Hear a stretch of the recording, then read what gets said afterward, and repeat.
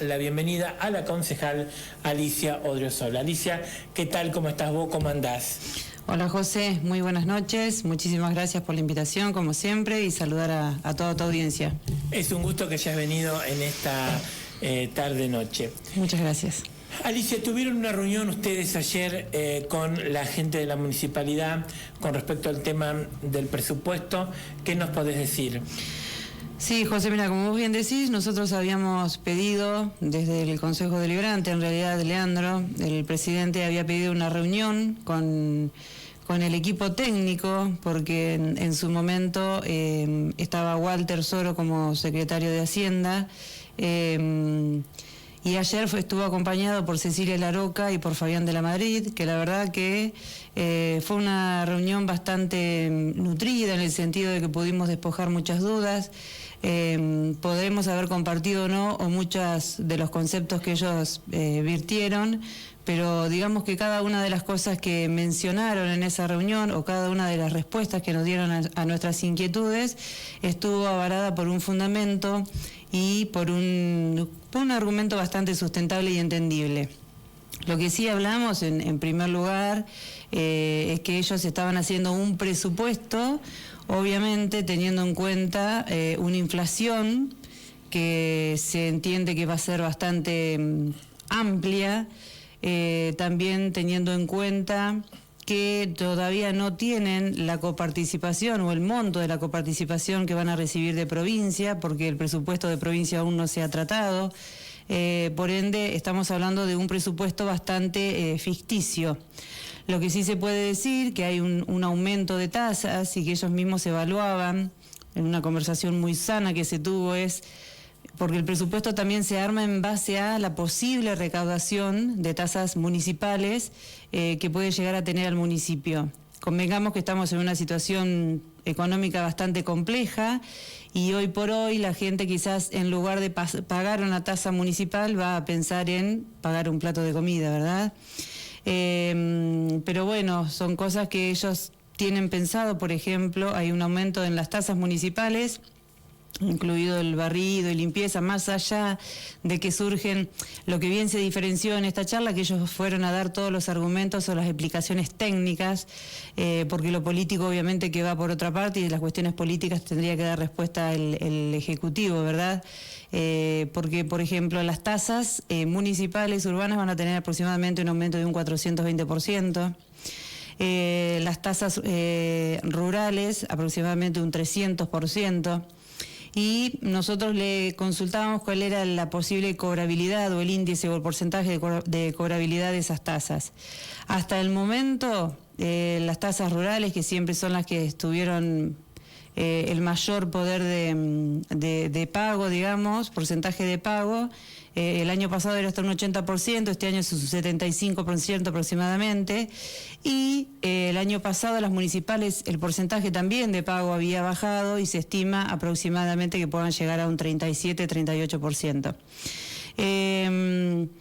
Despojamos muchas dudas, porque también hablábamos de esto de que la gente paga el servicio y lo que vemos todos los días en las redes, en la calle, cruzándonos con la gente a través de la tele, a través de los medios, es que se pagan las tasas y no se cumplen con los servicios. Es decir, vemos que se paga el alumbrado público, pero las bombitas de las luces de las calles no funcionan, que son muchos de los reclamos que la gente hace permanentemente, que eso a su vez hace que la gente, además de estar de falta de iluminación, cuente con una cuota de inseguridad. También el tema del barrido y limpieza, gente que paga las tasas y no se le recoge la basura, no se le limpia la calle, no se le levantan los grandes volúmenes, a pesar de que respeten el cronograma. Después nuestra consulta fue dirigida a esto de que se había bajado el porcentaje de la Secretaría de Salud, encima en este momento tan complejo que se está viviendo en el hospital.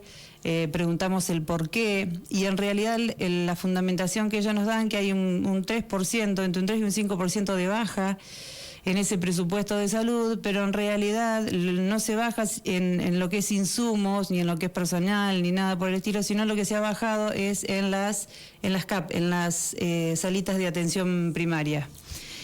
De igual manera, ellos nos explicaron que el Ejecutivo tiene la facultad, a su vez, de hacer uso de partidas, ¿sí? Para poder destinar mayor cantidad o poder cambiar las partidas, utilizar los fondos para el hospital y sacárselo a otras partidas, ¿verdad? Pero bueno, lo técnico fue bastante entendible, lo político por ahí no, pero bueno, eso es un debate, una discusión que tendremos que dar nosotros. Otra de las cosas que también se aclaró, que en caso de que se aprobara la ordenanza del presupuesto, habría dos decretos que se derogarían, que uno de ellos sería el tema de la habilitación de los comercios, que ya no tendrían que pagar para habilitar los comercios, pero sí tendrían que luego, obviamente, cumplir con la reglamentación que corresponde, ¿no? Y más, sobre todo analizando esta situación tan compleja que se está viviendo económicamente, esto de, es decir, no te cobro la habilitación, pero sí te pido que regularices, que vayan con los controles, que se vayan a controlar, porque también hubo varias quejas durante el último año de negocios que no estaban siendo controlados y que hay la suciedad y algunos roedores que había en algunos locales. Bueno, ese sería uno de los decretos que se derogaría, y el otro es el de la tasa contra las plagas. Ese también se derogaría. Pero bueno, eso haría que la tasa pudiera disminuir un poco. Pero bueno, después fue una charla... Rural.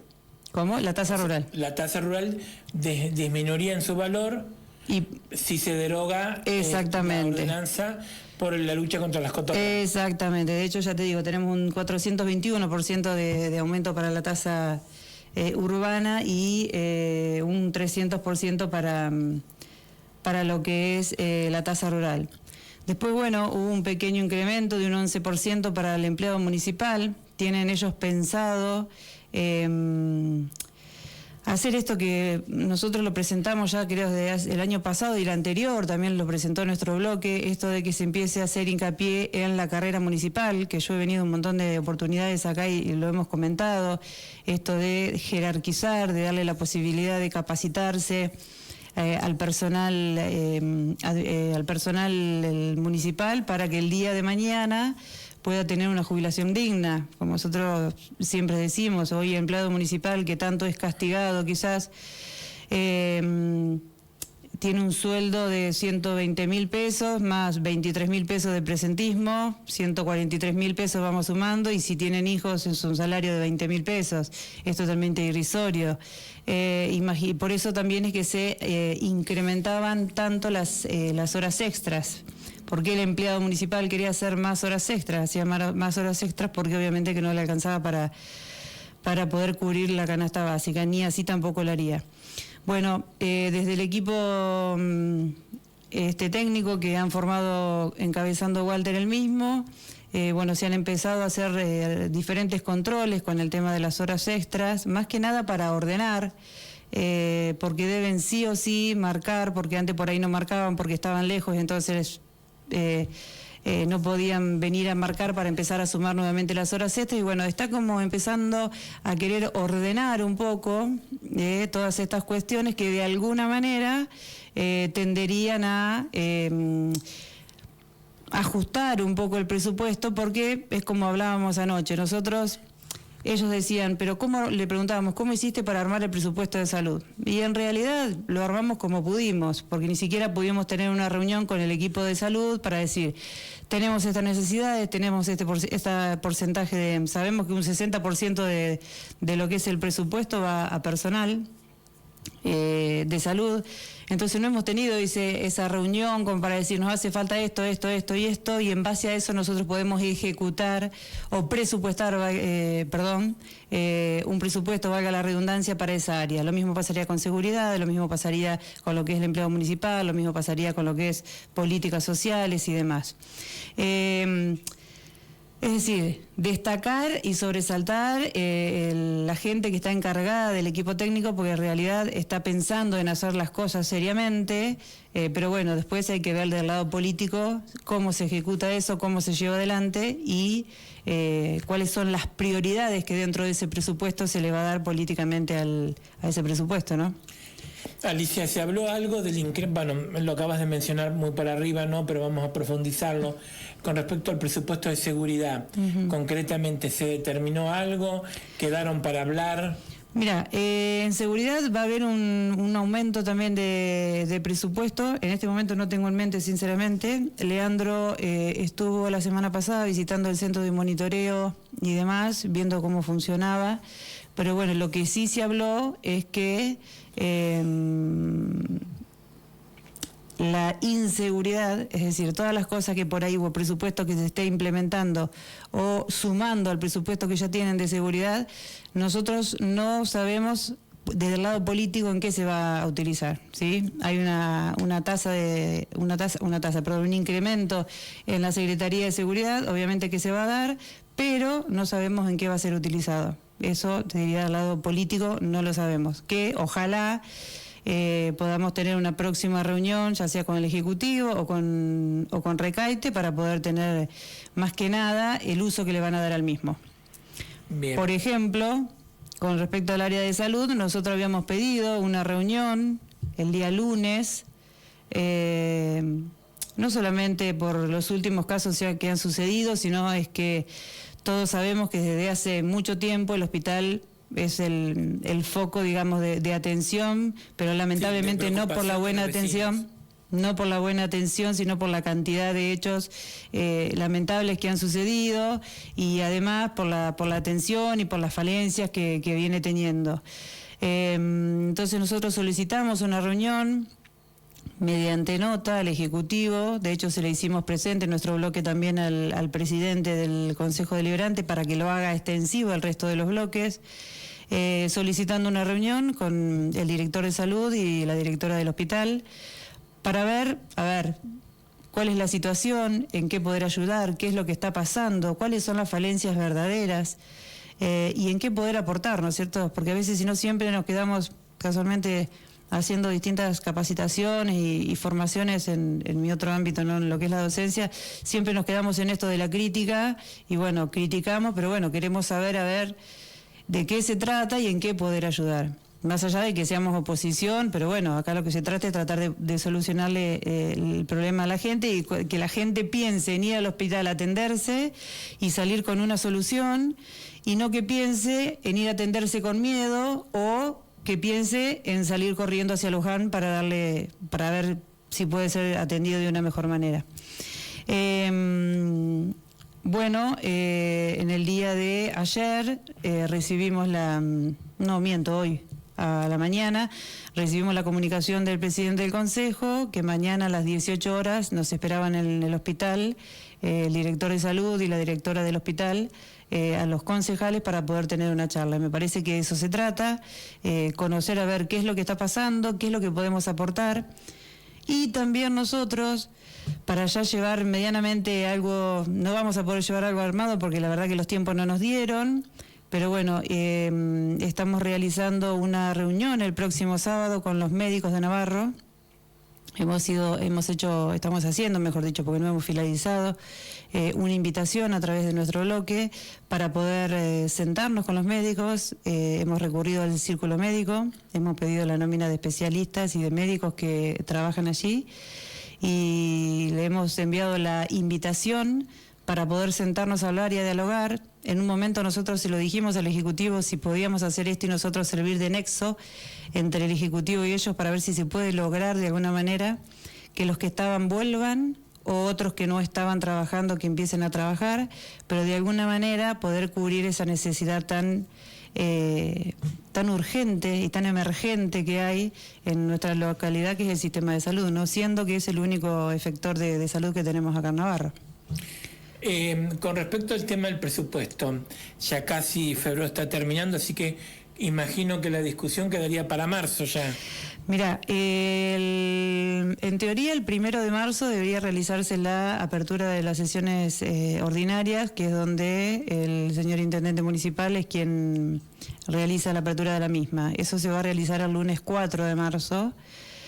Nosotros vamos a reunirnos en comisión de plenario para dar tratamiento, porque tiene que salir por un dictamen de comisión el presupuesto, y si todos estamos de acuerdo en darle tratamiento ese mismo jueves, solicitaríamos una sesión extraordinaria para el jueves 7 de marzo. Es decir, entendemos que es una herramienta que el Ejecutivo necesita. Con esto no te estoy diciendo ni que lo vamos a aprobar, ni que no lo vamos a aprobar, ni que nos vamos a abstener. Los números por ahí fríamente y técnicamente están ordenados y demás, pero bueno, falta verle el lado político y ya te digo, en qué se van a utilizar y de qué manera se van a utilizar cada uno de los fondos y de los recursos que han sido destinados a cada área. Y Alicia Odriozola, ¿qué expectativa tiene de la reunión de mañana en el hospital con las autoridades? En primer lugar, la expectativa que tengo yo, como vos decís, Alicia Odriozola, es que hablemos sinceramente, que hablemos con la sinceridad. Yo siempre que he tenido alguna inquietud, alguna duda, alguna dificultad, he recurrido a la doctora Hernández, Graciela Hernández, quien siempre me ha respondido de manera enseguida, con datos sinceros y certeros, que me parece que ese es el trabajo que tenemos que hacer, ¿no? Comunicarnos para no por ahí llevarnos de rumores y no hablar, porque hay mucha gente a veces que habla desde el lado desde lo sentimental o de lo emocional y no recurre a datos sinceros, como me pasó en aquella vez con el tema del COVID. Yo lo que espero es que haya una cuota de sincericidio, que se hable sinceramente, que se pongan, si hay falta de recursos, como dicen que hay, que digan cuáles son esos recursos que faltan, por qué faltan esos recursos, ya sea recurso humano, ya sea recurso de material, de medicamentos, de insumos, de lo que sea, pero que se pueda blanquear toda esa situación, si hay personal que no está funcionando como corresponde, que no está trabajando, que está siendo por ahí un poco conflictivo, contradictorio en el funcionamiento o en el tratamiento con el resto del personal, por qué no hay médicos de sala, por ejemplo, o si lo hay uno que pasa una vez al día y nada más. Todo ese tipo de dudas y de inquietudes que las vemos, que las hemos vivido y que además la gente a través, ya te digo, de las redes sociales o del teléfono nos hacen llegar permanentemente. Entonces, si nosotros contamos con datos certeros, con la realidad de lo que pasa, podemos aportar, no porque sepamos todo, pero sí para eso pedimos desinteresadamente. Imagínate, José, que en el círculo médico hay una variedad importante de médicos y especialistas y que todos deben tener quizás una idea o un pensamiento político distinto, pero acá lo que debe prevalecer es la ética profesional de cada uno y ver de qué manera poder aportar para que el hospital, insisto, el único efector de salud que hay en el municipio, en el municipio, en la ciudad, pueda funcionar como corresponda. Entonces, la expectativa es poder ir a esa reunión, poder escuchar realmente cuáles son las necesidades y poder brindar, no ser un obstáculo, sino ser algo que construya y que ese aporte que nosotros realizamos, que si es bueno, que lo tomen, que dejemos las cuestiones políticas de lado, porque acá me parece que esto va mucho más allá. Y otra cosa que por ahí me gustaría mencionarte, José, es esto de que desde el municipio, ¿cómo comunicamos las cosas? Sinceramente a mí me dolió mucho y en el bloque hablamos demasiado de esto de cómo está comunicando o cómo responde el municipio. Sinceramente no sé quién está encargado de redes sociales. Ante un llamado que fue, nosotros, mediante llamado telefónico, cuando el marido de Valeria había hecho la presentación en las redes sociales y obviamente que nadie había dicho nada porque era muy respetable el duelo y no era algo para politizar. El municipio hace una publicación en la cual menciona que se le había hecho entrega al señor Genechi la historia clínica que había tenido, que había sido entregada de manera malintencionada. Es decir, no puedo entender que un departamento pueda comunicar de esa manera. Está emitiendo un juicio de valor sobre una persona que encima está sufriendo, que sufrió la pérdida de su esposa, de la mamá de su hijo, y que a su vez está implorando que le entreguen algo que tiene sus pasos administrativos, que no digo que no, y tiene sus tiempos administrativos, que no digo que no, pero me parece que hubiese sido mucho más fácil solucionarlo de otra manera. ¿Cómo? Con esto, con el diálogo, con el acercamiento, con el dolor, con el acompañamiento. Pero bueno, por eso a veces hay que despojarse de las cuestiones políticas de lado y ponerse un poquito más en el lugar del otro, ¿no? Así que bueno, veremos cómo sale. Como verás, ha sido como el año pasado, un enero y un febrero bastante movidito, pero bueno, eso también deja en evidencia que también a veces los concejales somos bastante cuestionados porque parece que no trabajamos, pero trabajamos y lo hacemos con gusto, sinceramente. Alicia, gracias por venir esta noche. Gracias a vos por la invitación. Gracias. Y bueno, que refresque, que haga un poquitito menos de calor y que los mosquitos se vayan. Saludos para todos. Muchas gracias. Muy bien, así pasaba entonces